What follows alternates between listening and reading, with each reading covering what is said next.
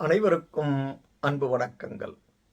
இன்றைய அமுதத் துளிகளிலே நாம் பார்க்க இருப்பது குழந்தையும் தெய்வமும்.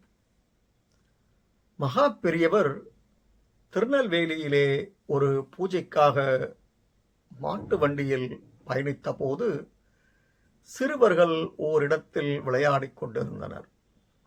அவர்களை அழைத்த மகா பெரியவர் பூஜைக்கு கொண்டு சென்ற பிரசாதங்களை அவர்களுக்கு வழங்கி மகிழ்ந்தார்.